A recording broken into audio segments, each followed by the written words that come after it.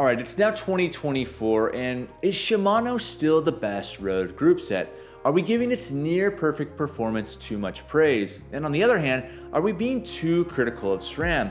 Maybe the whole drop chain issue is overhyped. If you were buying a new road group set or a new complete bike today, would you buy it with Shimano or SRAM?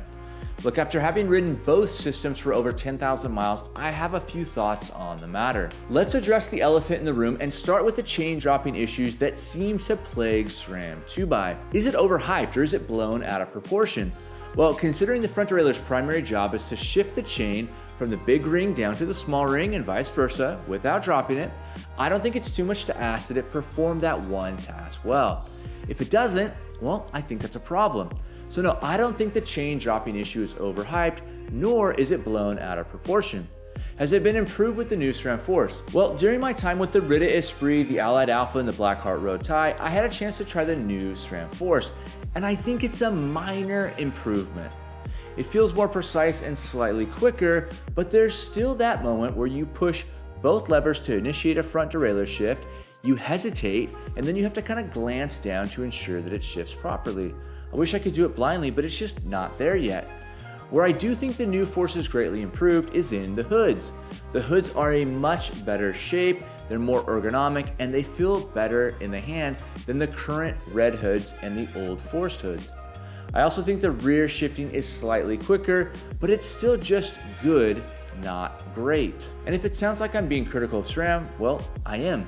I have SRAM on every single one of my bikes and I want it to perform exceptionally well. I really do. I feel like SRAM is missing just a little precision and speed to make it a better system. While the new Force is a slight improvement over the old Red, is it better than Shimano Dura Ace or Ultegra? In my opinion, no. SRAM's biggest problem is that Shimano's shifting is so precise, both front and rear. Yes, the SRAM app is great. Yes, it's wireless and the batteries can be swapped, but none of that matters if your chain drops and you're dropped from a group, especially in a race scenario. My hope is that the new SRAM Red launches this spring or summer and not only shores up these weaknesses, but leapfrogs Shimano, making it once again the preferred group set. Well, how do they do that? I think the roadmap is actually quite clear. Number one, they improve the front shifting to silence all of the critics, all of the haters, all the naysayers, everybody who's talking about drop chains, including myself.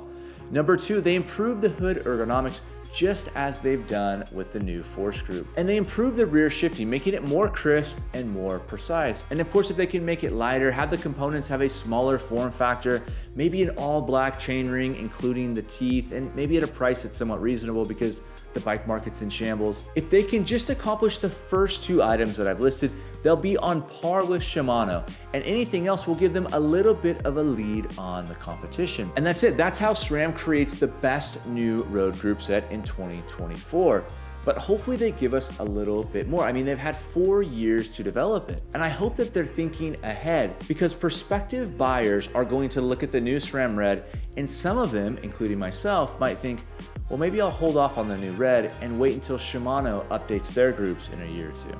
As of today, Shimano still wins, but SRAM, I'm rooting for you. I want you to nail this next group because I really don't want to have to change everything over to Shimano. Anyways, until next time.